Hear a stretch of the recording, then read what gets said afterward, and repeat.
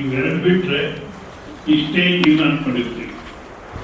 ನಿಜವಾಗ್ಲೂ ಇಷ್ಟೇ ಜೀವನ ಅಂದರೆ ಪಶು ಪಕ್ಷಿಗಳಿಗೆ ಈ ಥರ ಮಾಡ್ತೀವಿ, ನಮಗೇನೆ ಚೆನ್ನಾಗಿ ಮಾಡುತ್ತೆ. ಯಾವುದೇ ಪ್ರಾಣಿ ತನ್ನ ಮಕ್ಕಳನ್ನ ಸಾಕ್ಬಿಟ್ಟು ಇಷ್ಟು ಒದ್ದಾಡಿದೆ ನಾನು ಇವ್ರಿಗೋಸ್ಕರ ಇವತ್ತು ನಾನು ನೆಗ್ಲೆಕ್ಟ್ ಮಾಡಿದ್ದಾರೆ ಯಾವ ಪ್ರಾಣಿಯನ್ನು ಹೇಳುತ್ತ. ಮತ್ತು ನೀನು ಯಾತಕ್ಕೋಸ್ಕರ ನೋಡಿಕೊಂಡೆ? ನಿನ್ನ ಸ್ವಾರ್ಥಕ್ಕೋಸ್ಕರ ನೋಡ್ಕೊಳ್ಳೋದು ನಮ್ಮ ಜವಾಬ್ದಾರಿ ಅಷ್ಟೇ. ಅವ್ರು ನಮಗೆ ನೋಡ್ಕೊಳ್ತಾರೆ ಅನ್ನೋ ದೃಷ್ಟಿ ಇದ್ದರೆ ನಮ್ಮಲ್ಲಿ ಆ ಥರ ಇರಲಿಲ್ಲ. ನೋಡ್ಕೋಬೇಕು, ಮಕ್ಕಳು ಸೆಟ್ಲಾದರು ಅಂದರೆ ಅವ್ರಿಗೊಂದು ಸಂಪಾದನೆ ಮಾರ್ಗ ತೋರಿಸಿ ಮದುವೆ ಮಾಡಿಬಿಟ್ರೆ, ಸೊಸೆ ಮನೆಗೆ ಬಂದಿದ್ದು ನೋಡಿದ್ರೆ ಅತ್ತೆ ಮಾವ ಅಲ್ಲಿರಬಾರ್ದು, ವಾನಪ್ರಸ್ಥಾಶ್ರಮಕ್ಕೆ ಹೋಗ್ಬೇಕು. ಭಾಳ ಸಲ ಹೇಳಿದೆ. ಆ ರೀತಿ ಇವಾಗ ಇಲ್ಲದೇ ಇದ್ರೂ ಅಂಟ್ಕೊಂಡೋಗಿ ಬಿಟ್ಟಿದ್ದೀವೋ? ಇಲ್ಲ. ಸೊಸೆ ಮನೆಗೆ ಬಂದು ಹೋಗಲಿಲ್ಲ ಅವಾಗ ಅಂದರೆ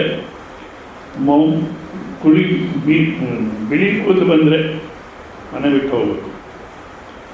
ಇಲ್ಲ,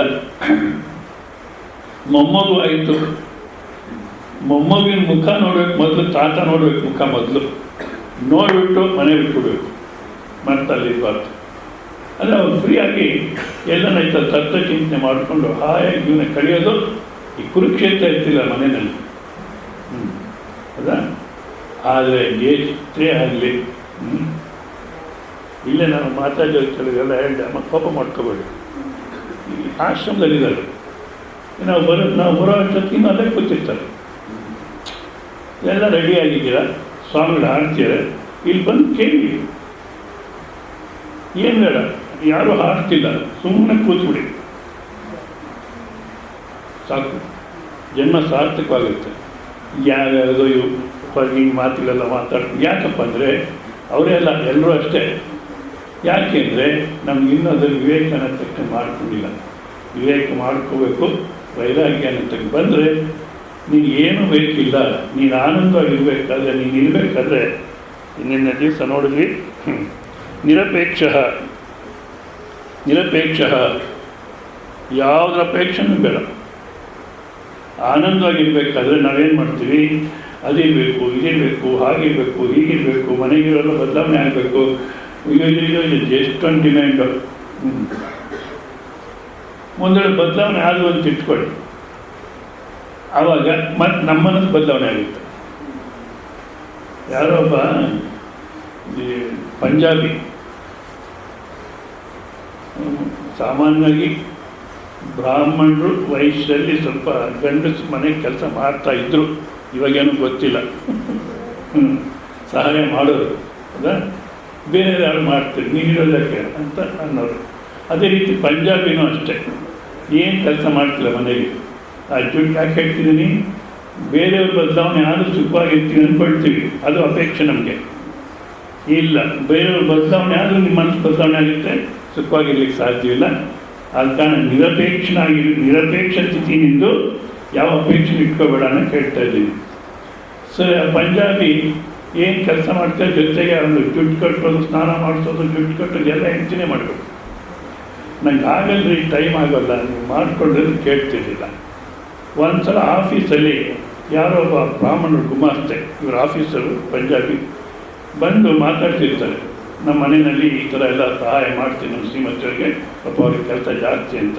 ಅವಾಗ ಇವರು ಅಂದ್ಕೊಳ್ತಾರೆ, ನಾನು ಇವ್ನಲ್ಲಿ ಮಾಡಬೇಕು, ದಿವಸ ಪಾಪ ಬದಲಾಗ್ತಿರ್ತಾಳಾಕಿ, ನಾನು ಮಾಡಬೇಕು ಅಂದ್ಕೊಂಡು ಸ್ವಲ್ಪ ಬದಲಾವಣೆ ತಂದುಕೊಂಡು ನೆಕ್ಸ್ಟ್ ಡೇಯಿಂದ ಅವನೇ ಸ್ನಾನ ಮಾಡೋದು, ಜುಟ್ಟು ಕಟ್ಕೊಡೋದು ಎಲ್ಲ ಮಾಡೋಕ್ಕೆ ಶುರು ಮಾಡ್ತಾನೆ. 3 ದಿವಸ ಮಾಡಿದ್ರೆ 4ನೇ ದಿವಸ ಹಾಕಿ ಕಣ್ಣಲ್ಲಿ ನೀರು ಬರ್ತಾಯಿದೆ. ಅಲ್ಲ, ಯಾಕೆ? ನೀನು ಸಹಾಯ ಮಾಡಲಿಕ್ಕೋಸ್ಕರ ಕೆಲಸ ಜಾಸ್ತಿ ಇದೆ, ಅದಕ್ಕೋಸ್ಕರ ನಾನು ಬದಲಾವಣೆ ಮಾಡ್ಕೊಂಡಿದ್ದೀನಿ, ನೀನು ಯಾಕೆ ಕಣ್ಣಲ್ಲಿ ನೀರು ಹಾಕ್ತೀನಿ ಅಂದರೆ, ಏನಿಲ್ಲ, ನಿಮಗೆ ಯಾವುದೋ ಟೈಪಿಸ್ಟ್ ಅಡ್ಜಸ್ಟ್ ಆಗಿದ್ದಾರೆ ಆಫೀಸಲ್ಲಿ, ನಾನಂತ ಸರಿ ಹೋಗಲ್ಲ. ನಾವು ಬೇರೆಯವರ ಅಪೇಕ್ಷೆ ಇಟ್ಕೊಂಡು ಬೇರೆಯವರ ಆಧಾರ ಜೀವನ ಮಾಡಿದ್ರೆ ಯಾರೇ ಆಗಿರ್ಬೋದು, ಯಾವತ್ತೂ ನೆಮ್ಮದಿಗಿರಕ್ಕೆ. ಅದಕ್ಕೆ ಅವ್ರು ನಮ್ಮಂತೆ ಬದಲಾವಣೆ ಆದರೆ ನಮ್ಮ ಮನಸ್ಸು ಮತ್ತೆ ಇನ್ನೇನು ಯೋಚನೆ ಮಾಡುತ್ತೆ. ಅದಕ್ಕೋಸ್ಕರ ಆ ಅವ್ಯಕ್ತ ಸ್ವರೂಪ ಅನ್ನತಕ್ಕಂತೆ ನಾನು ಅಂತ ಈ ಅಭಿಮಾನ ಅನ್ನತಕ್ಕಂಥ ಬಿಟ್ಟು ಬೀಗ ಕೈ ಆಡಿಸ್ಬಿಟ್ಟು ಸುಮ್ಮನೆ ಕೂತಿರ್ಬೇಕು. ನೋಡು, ಈ ಮಕ್ಕಳು ಕೂತಿ ನೋಡಾಗ್ತದೆ, ಮುಂದಕ್ಕೆ ಬಾ, ಕೂತಿರು, ಬೀರ್ ಕೈ ಆಡಿಸ್ಬೇಡ, ತಗೊಂಬಿಡಿ ಅಮ್ಮ ಬೀರ್ ಕೈ ಸುಮ್ಮನೆ ನಿಂತಿರ್ತಾನೆ.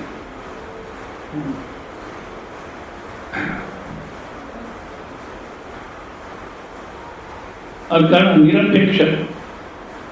ಈ ಪರಿಸ್ಥಿತಿ ಸರಿ ಹೋದರೆ ನಾನು ಆನಂದವಾಗಿರ್ತೀನಿ, ಇಲ್ಲ, ನೀನು ಆನಂದಕ್ಕೆ ಏನು ಬೇಕಿಲ್ಲ, ನೀನೇ ಆನಂದ ಸ್ವರೂಪ. ಇದು ನಮಗೆ ದಿವಸ ಎಲ್ಲರ ಅನುಭವದಲ್ಲಿ ಇದೆ, ಆದರೆ ಅದ್ರ ಬಗ್ಗೆ ನಾವು ಯೋಚನೆ ಮಾಡಲ್ಲ. ಅದು ನಿದ್ದೆನಲ್ಲಿ ನನ್ನ ಆನಂದಕ್ಕೆ ಏನಿದೆ ಅಲ್ಲಿ? ನೀನು ಒಬ್ಬನೇ ಇದೆಯಾ? ನೀನು ಒಬ್ಬನೇ ಇದೆಯಾ? ನಾನು ಅನ್ನತಕ್ಕಂಥ ಅಹಂಕಾರವನ್ನು ಕೊಡ್ಕೊಂಡಿದ್ಯಾ? ಅದಕ್ಕೆ ಆನಂದವಾಗಿದೆಯಾ? ಇಲ್ಲೂ ಅಷ್ಟೇ. ಆ ನಾನು ಅನ್ನತಕ್ಕಂಥ ವ್ಯಕ್ತಿತ್ವ ವ್ಯವಹಾರಕ್ಕೋಸ್ಕರ ಬರುತ್ತೆ, ಆ ಸಮಯಕ್ಕೆ ಮತ್ತಿಲ್ವಾಗುತ್ತೆ. ನೀವು ಯಾವಾಗಲೇ ನೋಡ್ಕೊಳ್ಳಿ, ಶ್ರುತಿ ನಾವು ಯಾವ ಕಡೆ ಗಮನ ಕೊಟ್ಟಿರೋ ಆ ಕಡೆ ತಿಳಿಸುತ್ತೆ ಹೊತ್ತು ಹೊಸದಾಗಿ ಏನು ಹೇಳಕ್ಕೆ ಹೋಗಲ್ಲ. ಹೆಂಡತಿ ಹತ್ರ ಮಾತಾಡ್ಬೇಕಾದ್ರೆ ಗಂಡ, ಮಕ್ಕಳ ಹತ್ರ ಮಾತಾಡ್ಬೇಕಾದ್ರೆ ತಂದೆ, ಅದೇ ಗಂಡ ಅನ್ನೋದು ಹೋಯ್ತು, ತಂದೆ ಅನ್ನೋದು ಬಂತು. ಒಬ್ಬರ ಹತ್ರ ವ್ಯವಹಾರ ಮಾಡಬೇಕಾದ್ರೆ ಒಂದೊಂದು ರೀತಿ ಬದಲಾವಣೆ ಆಗ್ತಾ ಇದ್ವಿ. ಅದು ನಿನ್ನ ಸ್ವರೂಪ ಅಲ್ಲ, ಬದಲಾವಣೆ ಆಗಿರತಕ್ಕಂಥದ್ದೊಂದಿದೆ, ಅದು ನಿರಪೇಕ್ಷ. ಅಷ್ಟು ಒಂದು. ಆನಂದಕ್ಕೆ ಯಾವುದ ಅವಶ್ಯಕತೆಯೂ ಇಲ್ಲ, ಇದು ಒಂದು. ಎರಡನೇದು, ಆನಂದಕ್ಕೆ ಯಾವುದ ಅವಶ್ಯಕತೆಯೂ ಇಲ್ಲ, ಇದು ಒಂದು. ಎರಡನೇದು, ನೀನು ಇರುವಿಕೆಗೆ ಏನು ಬೇಕಿಲ್ಲ. ನೀವಿರೋಕ್ಕೆ ಏನು ಬೇಕು ಹೇಳಿ? ಇದ್ದೀವಿ, ಆಧಾರ್ ಕಾರ್ಡ್ ಬೇಕು, ಅದೆಲ್ಲ ಮೂರ್ಖತ್ವ. ನೀನು ಇರುವಿಕೆಗೆ ಯಾವುದರ ಅವಶ್ಯಕತೆಯೂ ಇಲ್ಲ. ಇದೆಯಾ? ಆನಂದವಾಗಿದೆಯಾ? ಇದೆಯಾ? ಆನಂದವಾಗಿದೆಯಾ? ಅಯ್ಯೋ ಸ್ವಾಮೀಜಿ, ಈ ನೀವೇ ಹೇಳ್ತಾರೆ ಚಟ ಇವರು ನಮ್ಮ ಕ್ಲೇಲಿ ಕುಮಾರಿ ಕುಂಡ ಅಂತ. ಯಾವಾಗ ಸಾಯ್ತೀವೋ? ಏಯ್, ಆ ಸಾಯೋದು ಯಾವುದೋ ಅದು ನೀನು ಅಲ್ಲವೇ ಅಲ್ಲ. ಒಂದು ವ್ಯವಹಾರಿಕ ನೋಡಿ, ಆ ಸಾಯೋದು ಯಾವುದೋ ಅದು ಒಂದು ರೀತಿ ನೋಡಿಕೊಂಡ್ರೆ ದಿವಿಗಳು ಹೇಳ್ತಾರೆ ನಿತ್ಯವೂ ಸಾವು ಪಡೆ ಮಂತ್ರ ಸಿಂಹ ಅಂತ. ನಾನು ಹೇಳ್ತೇನೆ, ಶುಗರು, BP ಏನೇನೋ ಕಾಯಿಲೆಗಳು. ಆ ಶರೀರ ಹೋಗಿ ಹೊಸ ಶರೀರ ಬರುತ್ತದೆ, BP ಇಲ್ಲ, ಶುಗರ್ ಇಲ್ಲ, ಏನಿಲ್ಲ ಅಂದರೆ ಸಂತೋಷ ಪಡಬೇಕು, ದುಃಖ ಪಡಬೇಕು, ಸರಿ ಯಾವಾಗೋ ಹೋಗಿ. ಆದ ಕಾರಣ ನೀನು ಇರುವಿಕೆಗೆ ಆನಂದವಾಗಿರೋಕ್ಕೆ ಏನು ಬೇಕಿಲ್ಲ, ನೀನು ಇರುವಿಕೆಗೆ ಏನು ಬೇಕಿಲ್ಲ. ಯಾವ ಸಾಯ್ತೀವಿ, ನಿನಗೆ ಸಾವಿಲ್ಲ. ಯಾವ ಸಾಯಿತೋ ಅದು ನೀನು ಅಲ್ಲವೇ ಅಲ್ಲ. ಸಾವಿಲ್ಲ ಅಂದರೆ ಚೆನ್ನಾಗಿ ಅರ್ಥ ಮಾಡಿಕೊಳ್ಳಿ. ಈಗ ದೇಶ ಕಾಲ ಇದೆ, 8 ಗಂಟೆ 1 ನಿಮಿಷ ನೀವು ಇದ್ದೀರಾ ಇಲ್ಲೋ? ಎಲ್ಲಿದ್ದೀರಾ? ಆಶ್ರಮದಲ್ಲಿ ಇದ್ದೀವಿ, ಹೌದಾ? ಈ ದೇಶ ಕಾಲ ಇದ್ದಾಗ ಇದ್ದೀವಿ. ಕನಸಿನಲ್ಲಿ ದೇಶ ಕಾಲ ಇಲ್ಲ, ಆದರೂ ಇದ್ದೀರೋ ಇಲ್ಲೋ? ಕನಸಿನಲ್ಲಿ ದೇಶ ಕಾಲ ಇಲ್ಲ ಅಂತ ಹೇಳ್ತಿದ್ದೀನಿ ನಾನು, ನೀವು ಅದಕ್ಕೂ ಅಂತೀರ.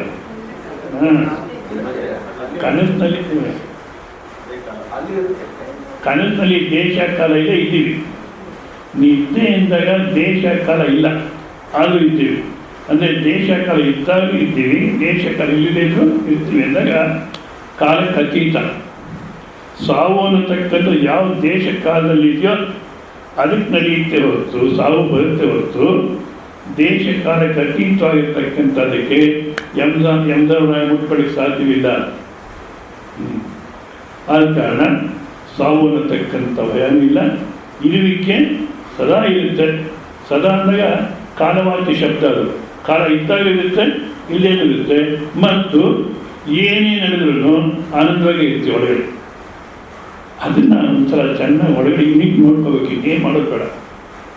ಹೊರಗಿನ ಜಗತ್ತೇ ನೋಡ್ತಿದ್ದೀವಿ, ಅಲ್ಲಿ ಬಿಟ್ಟು ನಾನು ಅದಕ್ಕೆ ಹೇಳೋದು, ಸುಮ್ಮನೆ ಕೂತ್ಕೊಳ್ಳಿ. 24 ಗಂಟೆ, ಒಂದು 10 ಗಂಟೆ ಆದರೂ ಅಭ್ಯಾಸ ಮಾಡಿ, ಸುಮ್ಮನೆ ಕೂತ್ಬಿಡಿ. ಆ ಮನಸ್ಸು ಏನೇನು ಗೊತ್ತು ಅದನ್ನೇ ನೋಡ್ತೀವಿ. ಮತ್ತೆ ಅದ್ರ ಬಗ್ಗೆ ಆಲೋಚನೆ ಮಾಡ್ಕೊಂಡು ಹೋಗೋದು ಬೇಡ. ಏನಾದರೂ ಬರಲಿ, ಒಳ್ಳೆಯದು ಕೆಟ್ಟದ್ದು ಅನ್ನೋದು ಬೇಡ, ಏನು ಬೇಡ, ಸುಮ್ಮನೆ ಇಟ್ಬಿಡಿ. ಕೊನೆಗೆ ಆ ವೃತ್ತಿ ಬರೋದೇ ನಿಂತೋಗುತ್ತೆ. ನಿಂತೋದ್ಮೇಲೆ ಏನಿರುತ್ತೋ ಅದೇ ನೀವು. ಈಗಲೂ ಅದೇ ವೃತ್ತಿಗೆ ನಿಲ್ಲಿಸಬೇಕು, ಅವಾಗ ಅದಾಗ್ತೀನಿ ಅಲ್ಲ. ವೃತ್ತಿಗೆ ಬರ್ತೀನಿ, ಬಂದೇ ಇರಲಿ, ಅದೇ ಸ್ವರೂಪ ನೀವು ಆದ ಕಾರಣ ನಿರಪೇಕ್ಷ, ನೀವಿರಕ್ಕೇನು ಬೇಕಿಲ್ಲ, ನೀವು ಆನಂದವಾಗಿರಬೇಕು, ಏನು ಬೇಕಿಲ್ಲ. ನಿರಪೇಕ್ಷ ನಿರ್ವಿಕಾರ, ಯಾವುದೇ ವಿಕಾರ ಅನ್ನತಕ್ಕಂಥದ್ದು ಆಗೋಲ್ಲ. ಬೆಳಿಗ್ಗೆ ಎದ್ದಾನ ರಾತ್ರಿ ಮಲಗೋ ತನಕ ವಿಕಾರ ಆಗುತ್ತೆ, ಶರೀರದಲ್ಲಿ ವಿಕಾರ ಆಗುತ್ತೆ, ಮನಸ್ಸಿನಲ್ಲಾಗುತ್ತೆ, ಬುದ್ಧಿನಲ್ಲಾಗುತ್ತೆ, ಅಹಂಕಾರದಲ್ಲಿ ವಿಕಾರ ಆಗುತ್ತೆ. ಆದರೆ ಎಲ್ಲವನ್ನೂ ಸಾಕ್ಷಿಯಾಗಿರ್ತಕ್ಕಂಥ ಸ್ವರೂಪ, ಎಲ್ಲವನ್ನೂ ನೋಡ್ತಿರ್ತಕ್ಕಂಥ ಸ್ವರೂಪ, ಎಲ್ಲರಿಂದ ಆಚೆ ಇರತಕ್ಕಂಥ ಸ್ವರೂಪ, ಹೊರಚಾಗಿರ್ತಕ್ಕಂಥ ಸ್ವರೂಪ, ಅದಕ್ಕೇನು ವಿಕಾರ ಆಗುತ್ತೆ ಅಂದರೆ ಮತ್ತು ನಾವೇನು ಮಾಡ್ತೀವಿ, ಶರೀರದಲ್ಲಾಗಿರ್ತಕ್ಕಂಥ ವಿಕಾರವನ್ನು ನನಗೆ ಆಯಿತು ಅಂತ ಆರೋಪಣೆ ಮಾಡ್ಕೊಳ್ತೀವಿ. ಮನಸ್ಸಿನಲ್ಲಾಗಿರ್ತಕ್ಕಂಥ ವಿಕಾರವನ್ನು ನನಗೆ ಆಯಿತು ಅಂತ ಆರೋಪಣೆ ಮಾಡ್ಕೊಳ್ತೀವಿ. ಶರೀರದಲ್ಲಿ ಏನಾಗುತ್ತೋ ಆಗಲಿ, ನೋಡ್ತಾ ಇರೋ. ಮುಕುಂದ ಸ್ವಾಮಿಗಳಿಗೆ ಬಲಗಾಲಿಗೇನು ಆಪ್ರೇಷನ್ ಮಾಡಿಸೋದಂತ, ಅವರೇನು ಪಾಪ ಆಪ್ರೇಷನ್ ಆಗ್ಬೇಕು ಅನ್ನಲಿಲ್ಲ, ಏನೋ ಮಾಡಿಸೋದಂತ ಯಾರೋ ಕರ್ಕೊಂಡೋಗಿ, ಬೇಡ ಅಂತ ಕೇಳಲಿಲ್ಲ, ಮಾಡಿಸಿದ್ರು. ಅವರು ಆ ಬಲಗಾಲನ್ನು ತೋರಿಸಿ ಎಡಗಾಲಿಗೆ ಹೇಳೋರಂತೆ. ಏನಂತೆ ಎಡಗಾಲಿಗೆ, ನೋಡುವ ನೀನು ಇದೆಯಾ ಭೂಮಿ ಭಾರ, ನೋಡು ಈ ಬಲಗಾಲ, ಇವನು ನೋಡು, ನಿನ್ನ ಜೊತೆಗೆ ಅಂದರೆ ಇವನು ನೋಡು, ಇವನಿಗೆ ಫಾರಿನ್ ರಿಟರ್ನ್ ಡಾಕ್ಟರ್ಸು ಟ್ರೀಟ್ಮೆಂಟ್ ಕೊಡ್ತಿದ್ದಾರೆ, ಎಷ್ಟು ಖರ್ಚಾಗ್ತಿದೆ ನೋಡು, ಎಷ್ಟು ಚೆನ್ನಾಗಿ ನೋಡ್ಕೊಳ್ತಾರೆ ನೋಡು, ನೀನು ಇದೆಯಾ ದಡ್ಡ ಭೂಮಿ ಭಾರ ಅಂತ. ಅಂದ್ರೇನು, ಈ ಕಾಲು ಹಾಗೆ ಆಗಲಿ ಅಂತಲ್ಲ, ಅಲ್ಲ, ಈ ಕಾಲಿಗೆ ಆಪ್ರೇಷನ್ ಆಗಿದೆ ಅಂದ್ರೂ ಅವ್ರಿಗೇನು ಅನಿಸಿಲ್ಲ, ಸಂತೋಷವಾಗಿದ್ದಾರೆ. ಆ ರೀತಿ ಯಾಕೆಂದರೆ ಶರೀರಕ್ಕೇನಾದರೂ ನಿನಗೆ, ಶರೀರಕ್ಕಲ್ಲ, ಶಾಸ್ತ್ರ ಸಮಾನ ಹೆಚ್ಚು ಕಮ್ಮಿ ಶರೀರದಲ್ಲೇ ತಗೊಳುತ್ತೆ. ಆದರೆ ನಮ್ಮ ವ್ಯವಹಾರ ನೋಡಿದ್ರೆ ನನ್ನದು ನನ್ನವರು ಅನ್ನೋದಕ್ಕೆ ಆಯಿತು ಅಂದರೆ ನನಗೆ ಆಯಿತು, ನನಗಾಗಿಲ್ಲ, ಚೆನ್ನಾಗಿ ನೋಡ್ಕೊಳ್ಳೋಣ, ನನ್ನ ಕೈಲಾದಷ್ಟು ನೋಡ್ಕೊಳ್ಳೋದು ಬೇಡ, ನಾನು ಶಾಸ್ತ್ರ ಅದು ನನಗೆ ಆಗಿದೆ ಅಂದ್ಕೊಳ್ಳೋದು ಬೇಡ. ಮತ್ತು ಶರೀರದಲ್ಲಿ ವಿಕಾರ ಆದರೂ ನಿನಗೆ ವಿಕಾರ ಇಲ್ಲ, ಹೌದಾ, ನಿರ್ವಿಕಾರ ಸ್ವರೂಪ ನೀನು. ಮತ್ತು ಬುದ್ಧಿನಲ್ಲಿ ಬದಲಾವಣೆ ಆಯಿತು, ನಿನ್ನಲ್ಲಿ ಏನು ಬದಲಾವಣೆ ಆಗಲ್ಲ. ಯಾರೋ ಒಬ್ಬರು ಪ್ರಸಂಗ ಹೇಳಿದ್ದು ನನಗೆ ಗೊತ್ತಿಲ್ಲ, ಮತ್ತೊಮ್ಮೆ ಕೇಳಿ. ಸಾಮಾನ್ಯವಾಗಿ ಬುದ್ಧಿನೇ ನಾನು ಅನ್ನತಕ್ಕಂಥ ಭ್ರಮೆ ಜಾಸ್ತಿ ಬರುತ್ತೆ. ಅದರಲ್ಲೂ ಲೌಕಿಕ ವಿದ್ಯೆ ಹೆಚ್ಚಾಗಿ ಕಲಿತಿರ್ತಕ್ಕಂಥವ್ರು ಅಲ್ಲ, ಈ ವೇದಾಂತ ಶ್ರವಣ ಮಾಡಿ ಸರಿಯಾಗಿ ಅರ್ಥ ಮಾಡ್ಕೊಳ್ತೀರ, ಬರೀ ಬುದ್ಧಿನಲ್ಲೇ ಜ್ಞಾಪಕ ಇಟ್ಕೊಂಡಿರೋಂಥವ್ರು. ಇವ್ರಿಗೇನು ಅನಿಸುತ್ತೆ, ನಾನೇ ಬುದ್ಧಿವಂತ ಅಂತ. ಇದು ನಿಮ್ಗೆ ಅರ್ಥ ಆಗೋಕ್ಕೆ ಲೌಕಿಕ ವಿದ್ಯೆ ಅನ್ನತಕ್ಕಂಥ ಜಾಸ್ತಿ ತಿಳ್ಕೊಂಡಿರತಕ್ಕಂಥವ್ರಿಗೆ ಆ ಬುದ್ಧಿನೇ ನಾನು ಅನ್ನತಕ್ಕಂದಿರುತ್ತೆ. ಒಬ್ಬ ಕಾಲೇಜ್ ಪ್ರೊಫೆಸರ್ ಮಗಳು ಮನೆಯಲ್ಲಿ ಒಂದು ಚೀಟಿ ಬರೆದಿಟ್ಟು ಹೊಟ್ಟೋದಂತೆ, I am running away with so and so, ಇಂಥೊಂದು ಜೊತೆ ಓಡೋಗ್ತಾ ಇದ್ದೀನಿ ಅಂತ ಬರೆದಿಟ್ಬಿಟ್ಟು ಹೊರಟೋದು. ಅವ್ರ ತಾಯಿ ನೋಡಿದ್ರು ಅದನ್ನು, ಯಜಮಾನ್ರು ಫೋನ್ ಮಾಡಿದ್ರು, ಎಲ್ಲಿ ಈ ಥರ ಏನೋ ಬರೆದಿಟ್ಟು ಹೋಗಿದ್ದಾರೆ, ನನಗೆ ಇಂಗ್ಲೀಷು ಸರಿಯಾಗಿ ಬರಲ್ಲ, ನೀವು ಬಂದ್ರಿ ಬೇಗ, ಅದು ಎಲ್ಲೋ ಏನೋ ಗೊತ್ತಿಲ್ಲ ಅಂತ ಅವ್ರು ಬರೆದಿಟ್ಟು ಹೋಗಿ ಏನು ಬರ್ತಿರೋ ಗೊತ್ತಿಲ್ಲ ಅಂತ ಫೋನ್ ಮಾಡಿದ್ರು. ಅವ್ರು ಬಂದ್ರಂತೆ, ಬಂದು ನೋಡಿದ್ರಂತೆ, ನೋಡಿ ಯಾರ ಜೊತೆಗೆ ಓಡಿ ಹೋಗ್ತೀನಿ ಅಂತ ಬರ್ದಿಯಾಳೆ, ಅವಳು ಯಾರ ಜೊತೆಗೆ ಹೋಗೋದು ನಾನೇನು ಯೋಚನೆ ಮಾಡಲ್ಲ, ಐ ಡೋಂಟ್ ಕೇರ್, ಯಾರ ಜೊತೆಗೆ ಓಡೋದು ನನಗೇನು ಅನಿಸಲ್ಲ. ಆದರೆ being A English professor doctor ಆಗಿ ಆ ರನ್ನಿಂಗ್ ಅಂತ ಬರಿಬೇಕಾದ್ರೆ ಸಿಂಗಲ್ ಅನ್ನು ಯಾಕೆ ಬರೋದು? ಇವಾಗ ಅವ್ರು ಯಾವುದೆಲ್ಲ ಅಭಿಮಾನ ಇದೆ, ತಮ್ಮ ಬುದ್ಧಿನ ನಾನೇ ಇದು ಅನ್ನತಕ್ಕಂಥ ಅಭಿಮಾನ. ಈ ವೇದಾಂತ ಶ್ರವಣ ಮಾಡೋರಿಗೂ ಅಷ್ಟೇ, ಏನೋ ಸ್ವಲ್ಪ ಜ್ಞಾಪಕ ಇಟ್ಕೊಂಡ್ಬಿಟ್ರೆ ಆ ಬುದ್ಧಿನಲ್ಲಿ ಏನೇನು ಜ್ಞಾಪಕ ಇಟ್ಕೊಂಡಿದ್ದೀವೋ ಅದೇ ನಾನು ಅನ್ನೋ ಅಭಿಮಾನ ಇರುತ್ತೆ. ಚೆನ್ನಾಗಿ ಅರ್ಥ ಮಾಡ್ಕೊಳ್ಳಿ. ಹೊರಗಿನ ಸಂಪತ್ತನ್ನು, ಮನೆ, ಮಠ, ದುಡ್ಡು, ಬಂಗಾರ, ಇದೆಲ್ಲ ಚರಾಸ್ತಿ ಸ್ಥಿರಾಸ್ತಿ ಅಂತಾರೆ, ಇದನ್ನೆಲ್ಲ ಸಂಪಾದನೆ ಮಾಡ್ಕೊಳ್ತೀವಿ. ಅದು ನಾನು ಸಂಪಾದನೆ ಮಾಡ್ಕೊಂಡಿದ್ದೆ ಹೊತ್ತು ನಾನಲ್ಲ. ಅದು ಅದೇ ರೀತಿ ಬುದ್ಧಿನಲ್ಲಿ ಭಗವದ್ಗೀತೆ ಶ್ಲೋಕಗಳೆಲ್ಲ ಜ್ಞಾಪಕ ಇದೆ, ಶಂಕರ ಭಾಷ್ಯ ಎಲ್ಲ ಜ್ಞಾಪಕ ಇದೆ, ಇದು ಹೊರಗಡೆಯಿಂದ ಕಲೆಕ್ಟ್ ಮಾಡಿದ್ದೆ, ಬುದ್ಧಿನಲ್ಲಿ ಸಂಗ್ರಹ ಮಾಡಿರ್ತಕ್ಕಂಥ ನಾನಲ್ಲ. ಸರಿ, ಒಬ್ರು ಯಾರೋ ಈ ಥರ ಶ್ರವಣ ಮಾಡ್ತಿದ್ರು ಸಾಕಷ್ಟು ವರ್ಷ, ಅನಾರೋಗ್ಯ ಆಯಿತು, ಆಸ್ಪತ್ರೆಗೆ ಸೇರಿಸಿದ್ರು. ಅವ್ರಿಗೆ ಕೆಲವೆಲ್ಲ ಮರ್ತೋಗ್ತಾ ಬಂತು. ಅವಾಗೊಂದು ಸಂದೇಹ ಬಂತು, ಈ ಸ್ವಾಮೀಜಿ ಇಷ್ಟು ದಿವಸ ನಾನು ಶ್ರವಣ ಮಾಡಿದೆ, ಅದು ಮರ್ತೋಗುತ್ತೋ ಏನೋ, ಮತ್ತು ವೇಸ್ಟ್ ಆಗಿಬಿಡುತ್ತಲ್ಲಪ್ಪ, ಇಷ್ಟೆಲ್ಲ ಶ್ರವಣ ಮಾಡಿದ್ದು ಜೀವನ ವೇಸ್ಟ್ ಆಗುತ್ತಲ್ಲ ಅನ್ನತಕ್ಕಂಥ ಸಮಸ್ಯೆ ಬಂತು. ಮಕ್ಕಳಿಗೆ ಹೇಳಿದ್ರು, ಸ್ವಾಮೀಜಿ ಇಲ್ಲಿದ್ದಾರೆ ಕರೆಯೋ, ನಾನು ಅವ್ರ ಹತ್ರ ಮಾತಾಡಬೇಕು ಅಂತ. ಜನರಿಗೆ ಏನನ್ಸುತ್ತೆ ಸ್ವಾಮೀಜಿ ಅಂದರೆ, ಅಯ್ಯ ಏನಕ್ಕೆ ಕಲಿಸಿಪ್ಪ ಅದು ಕೇಳ್ಕೊಂಬರ್ತಾರೆ, ಈ ಸಮಯದಲ್ಲಿ ಅವ್ರನ್ನೇ ಕರಿಬೇಕು ಅಂದರು. ಮತ್ತು ಆ ಮಗಳಿಗೆ ಕರೆದು ಈ ಮಗಳಿಗೆ ಕರೆದು ಎಲ್ಲರನ್ನು ಕರೆದು ಅವರೆಲ್ಲ ಅಳ್ತಾ ಕೂತಿದ್ರು, ಇವರು ಹೇಳ್ತಿದ್ರು. ಸ್ವಾಮಿ ಕರೀಲ್ಲ. ಅದೇನು ಹಾಕಿ ಪುಣ್ಯನೋ ಏನು ಒಟ್ಟಿನಲ್ಲಿ ಪ್ರಾರಂಭ ಏನೋ ಒಟ್ಟಿನಲ್ಲಿ ಅಂದ್ಕೊಂಡು ನನಗೆ ಅನ್ಎಕ್ಸ್ಪೆಕ್ಟೆಡ್ ಬ್ಯಾಂಗ್ಳೂರ್ಗೆ ಹೋದೆ. ಪ್ರೋಗ್ರಾಮ್ ಇರಲಿಲ್ಲ, ಆದರೂ ಹೋದೆ. ಅಲ್ಲಿ ಡಾಕ್ಟರ್ ವಾಸ್ತವ್ಯ ಅಂತ ಕುರಿತು, ಯಾಕೆ ಹೇಳ್ತೀನಿ, ಬುದ್ಧಿನೇ ನೀನೆಲ್ಲ ಅನ್ನೋಕ್ಕೆ. ಬುದ್ಧಿಲಿ ವಿಕಾರ ಬಂದರೂ ನಮಗೇನು ವಿಕಾರ ಆಗಲ್ಲ ಅನ್ನೋಕ್ಕೋಸ್ಕರ ವಾಸ್ತವ್ಯ ಅಂತಿದ್ದು ಅವ್ರ ಹತ್ರ ಹೋದೆ ನಾನು. ಅವ್ರ ತಕ್ಷಣವೇ ಸ್ವಾಮೀಜಿ ಶಕುಂತಲಮ್ಮನವ್ರಿಗೆ ಭಾಳ ಸೀರಿಯಸ್ ಆಗಿದೆ, ಯಾವಾಗ ಪ್ರಾಣ ಹೋಗುತ್ತೋ ಅನ್ನೋ ಸ್ಥಿತಿ, ನಿಮ್ಮನ್ನು ನೋಡ್ಬೇಕಂತಾರೆ, ಮೊದಲಲ್ಲಿ ಹೋಗೋಣ ನಡಿ ಅಂದ್ರು. ಪಾಪ ಅವರು ಪೇಷಂಟ್ನೆಲ್ಲ ಕೂಡಿಸ್ಬಿಟ್ಟು ನಾನು ಕರ್ಕೊಂಡು ಹೋದರು. ಅಲ್ಲಿ ಹೋದರೆ ಆಕೆ ನೋಡಿದ ತಕ್ಷಣ ಒಂದೇ ಪ್ರಶ್ನೆ ಕೇಳೋದು, ಸ್ವಾಮೀಜಿ ನನಗೆ ಕೆಲವೆಲ್ಲ ಮರ್ತೋಗ್ತಾ ಇದೆ, ಅದೇ ರೀತಿ ನೀವು ಹೇಳಿದ್ದನ್ನೆಲ್ಲ ನಾನು ಮರ್ತೋಗ್ಬಿಡ್ತೀನೋ ಏನೋ ಸಾಯಂಕಾಲದಲ್ಲಿ, ಮರ್ತೋಗ್ಬಿಟ್ರೆ ಜೀವನ ವ್ಯರ್ಥ ಆಗುತ್ತಲ್ವೇ ಅಂತ. ಅಲ್ಲಮ್ಮ, ಜ್ಞಾಪಕ ಇಟ್ಕೊಳ್ಳೋದು ಬುದ್ಧಿ, ಮರ್ತೋಗೋದು ಯಾವುದು ಬುದ್ಧಿ. ನೀವು ಬುದ್ಧಿನ ನನ್ನ ಸಮಸ್ಯೆ ಪರಿಹಾರ ಆಯಿತು ಅಂದರು. ಬುದ್ಧಿನಲ್ಲಿ ಯಾವ ವಿಕಾರ ಬಂದರೂ ನಿಮಗೇನು ಆಗಲ್ಲ, ನಿರ್ವಿಕಾರ ಸ್ವರೂಪ ಅಷ್ಟೇ ಅಲ್ಲ, ಮತ್ತೇನು ನಿರ್ಭರ ಪೂರ್ಣ ಸ್ವರೂಪ, ನೀವು ಪೂರ್ಣ ಸ್ವರೂಪ. ಪೂರ್ಣಮದ ಪೂರ್ಣಮಿದಂ ಪೂರ್ಣಾತ್ ಪೂರ್ಣಮುದಚ್ಯತೆ ಪೂರ್ಣಸ್ಯ ಪೂರ್ಣಮಾದಾಯ ಪೂರ್ಣಮೇವಾವಶಿಷ್ಯತೆ. ಅದೇ ಪ್ರವಚನ ಮುಗೀತು ಅಂದ್ಕೊಬಿಡಿ, ಯಾಕೆ ಲಾಸ್ಟಲ್ಲಿ ಹೇಳ್ಬೇಕಲ್ಲ ಇದು. ಹಬ್ಬ ಬೇಗ ಮುಗಿಸ್ಬಿಟ್ರಪ್ಪ ಇವತ್ತೇನು, ಪ್ರವಚನ ಮುಗಿದಿಲ್ಲ. ಮತ್ತು ಪೂರ್ಣಮದ, ಅದ ಅಂದರೆ ನಾನಲ್ಲದ್ದು ಯಾವ್ಯಾವುದೋ ಅದು ಪೂರ್ಣ. ಹೌದಾ? ನಮ್ಮ ಅನುಭವದಲ್ಲಿ ಇಲ್ಲಿದೆ, ನಾನು ನನ್ನ ಪ್ರಪಂಚ ಅನ್ನೋದು. ಈ ನನ್ನ ಸಬ್ಜೆಕ್ಟ್ ಆಬ್ಜೆಕ್ಟ್. ಈ ಪೂರ್ಣಮದಃ ಬಟ್ಟೆ ಹೋಗಿ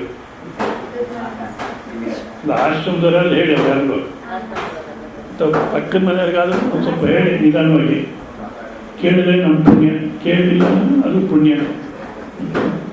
ಆಯಿತು. ಪೂರ್ಣಮದಃ, ಈ ಪ್ರಪಂಚ ಅನ್ನತಕ್ಕಂಥದ್ದು ಪೂರ್ಣ ಪೂರ್ಣ.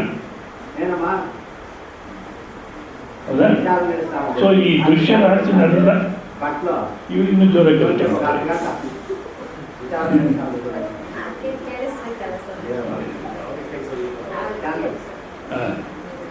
ಆಯ್ತು. ಅದಕ್ಕೆ ಕಿಟಕಿಗಳು ಹಾಕಿರ್ತಾರೆ. ಭಾರತ ದೇಶ ಏನು ಮಾಡೋಕ್ಕಾಗುತ್ತೆ? ಬೇರೆ ಕಡೆ ಈ ಥರ ಅಂದರೆ ನ್ಯೂಸೆನ್ಸ್ ಕೇಸ್ ಹಾಕ್ಬಿಡ್ತಾರೆ. ನ್ಯೂಸೆನ್ಸ್ ಕೇಸ್ ಹಾಕಿ ತಕ್ಷಣ ಫೈನ್. ಈ ನಮ್ಮ ದೇಶದಲ್ಲಿ ನಮಗೆ ಫೈನ್ ಹಾಕ್ತಾರೆ ಅಷ್ಟೇ. ನೀನು ಯಾಕೆ ಹೇಳಪ್ಪ ಇರಲಿ. ಈ ದೃಶ್ಯ ಪ್ರಪಂಚ ಅನ್ನೋದು ಪೂರ್ಣಾನಂತ ಶಾಸ್ತ್ರ. ಮತ್ತು ಇನ್ನೊಂದು ಅದೇ ದೃಶ್ಯನೆಲ್ಲ ತೆಗೆದುಬಿಟ್ರೆ ಅದು ನೋಡ್ತಿರ್ತಕ್ಕಂಥ ನಾನು ಅನ್ನತಕ್ಕಂಥದ್ದು ಅದು ಪೂರ್ಣ. ಇದಂ ಪೂರ್ಣ ಪೂರ್ಣಮದಃ, ಅದು ಪೂರ್ಣ ಇದು ಪೂರ್ಣ. ಆದರೆ ನಮ್ಮ ಅನುಭವದಲ್ಲಿ ನೋಡಿದ್ರೆ ದೃಶ್ಯ ಪ್ರಪಂಚ ದೃಕ್ ಸ್ವರೂಪನ ತನ್ನಲ್ಲಿ ಸೇರಿಸ್ಕೊಳ್ಳಲ್ಲ. ಸಬ್ಜೆಕ್ಟ್ ಆಗಿರುತ್ತೆ, ಆಬ್ಜೆಕ್ಟ್ ಆಗಿರುತ್ತೆ. ಆ ದೃಶ್ಯ ಪ್ರಪಂಚ ನನ್ನನ್ನು ಅದರೊಳಗಡೆ ಸೇರಿಸ್ಕೊಳ್ಳೋಕ್ಕಾಗಲ್ಲ, ಅಥವಾ ದೃಶ್ಯ ಪ್ರಪಂಚನ ನನ್ನೊಳಗಡೆ ಸೇರಿಸ್ಕೊಳ್ಳೋಕ್ಕಾಗಲ್ಲ. ಅಂದಾಗ ಎರಡು ಅಪೂರ್ಣನೇ. ಅದು ಅಪೂರ್ಣ, ಇದು ಅಪೂರ್ಣ. ಪೂರ್ಣ ಅಂದೇನು? ಎಲ್ಲವನ್ನು ತನ್ನೊಳಗಡೆ ಇಟ್ಕೊಂಡಿರ್ತಕ್ಕಂಥದ್ದು ಯಾವುದೋ ಅದು ಪೂರ್ಣ. ಎಲ್ಲವೂ ತನ್ನೊಳಗಡೆ ಇಟ್ಕೊಂಡಿರ್ತಕ್ಕಂಥದ್ದು ಯಾವುದೋ ಅದು ಪೂರ್ಣ. ಹೌದಾ? ಆದರೆ ದೃಶ್ಯ ದೃಕ್ ಸ್ವರೂಪನ ಒಳಗಡೆ ಇಟ್ಕೊಳ್ಳಲ್ಲ, ದೃಕ್ ಸ್ವರೂಪನ ದೃಶ್ಯ ಒಳಗಡೆ ಇಟ್ಕೊಳ್ಳಲ್ಲ. ಅದಕ್ಕೆ ಎರಡು ಅಪೂರ್ಣವಾಗಿ ಕಾಣುತ್ತೆ. ಹೌದಾ? ಅದಕ್ಕೆ ಈಗಿನ ಕಾಲದವರು ಯಾರು ಈ ಪ್ರೋಗ್ರೆಸಿವ್ ಥಿಂಕರ್ಸ್ ಅಂತ ಯಾರು, ನಿಜ ಅವ್ರ ಮಾತಿನ ಕೇಳಿ ಅದೇ ವಿವೇಕ ಮಾಡಿ ಏನು ತಲೆ ಇಲ್ಲ, ಬರೀ ಸ್ಥೂಲವಾದಂಥ ಬುದ್ಧಿನ ಹೊತ್ತು ಸೂಕ್ಷ್ಮ ಚಿಂತನೆ ಮಾಡಿಲ್ಲ. ಅವ್ರು ತಕ್ಷಣ ಹೇಳ್ತಾರೆ ಏನಂತ, ಅವೆಲ್ಲ ಅರ್ಥವಿಲ್ಲ ಮಾತುಗಳು. ಯಾರು ತಿಬ್ಬತ್ ಅನ್ನತಕ್ಕಂಥ ಒಬ್ಬ ಹೇಳಿದ್ದಾನೆ, ಈ ಉಪನಿಷತ್ತಲ್ಲಿ ಅರ್ಥವಿಲ್ಲದ ಮಾತುಗಳು ಯಾರೋ ಸಂಸ್ಕೃತ ಬಂದವ್ರು ಮಾತಾಡ್ಕೊಂಡಿದ್ದ ಅಷ್ಟೇ, ಅದು ಅರ್ಥವಿಲ್ಲ ಅದಕ್ಕೆ. ಯಾಕೆಂದರೆ ಅದು ಪೂರ್ಣ ಇದು ಪೂರ್ಣ ಅಂತಾರೆ, ಎಲ್ಲಿ ಪೂರ್ಣವಾಗುತ್ತೆ ಹೌದಲ್ಲ? ಅಲ್ಲ, ಇನ್ನೂ ಸ್ವಲ್ಪ ಆಳಕ್ಕೆ ಹೋಗಿ ಇನ್ನೂ ಸ್ವಲ್ಪ ಸೂಕ್ಷ್ಮ ಚಿಂತನೆ ಮಾಡಿದರೆ ನಾನು ನನ್ನ ಪ್ರಪಂಚ ಅನ್ನತಕ್ಕಂಥದ್ದು ನಿಮ್ಮ ಅವಸ್ಥೆ ಒಳಗಡೆ ಇದೆ, ಹೌದಾ? ಸೊ ಆ ನಿದ್ದೆ ಅನ್ನತಕ್ಕಂಥದ್ದು ಅಂದಾಗ ಅಲ್ಲಿ ಏನಿತ್ತೋ, ನಿದ್ದೆ ಅಂತ ಹೇಳಿದಾಗ ಅಲ್ಲಿ ಏನಿತ್ತೋ ಅದು ಅದೇನೇ ನಾನು ನನ್ನ ಪ್ರಪಂಚ ಅನ್ನೋ ರೀತಿ ಕಾಣಿಸ್ಕೊಳ್ತಿದೆ, ಹೌದಲ್ಲ? ಅಂದಾಗ ಈ ದೃಶ್ಯ ಪ್ರಪಂಚನೂ ಅದೇ ಸ್ವರೂಪ, ಈ ನಾನು ಅನ್ನತಕ್ಕಂಥವನು ಅದೇ ಸ್ವರೂಪ, ಹೌದಾ?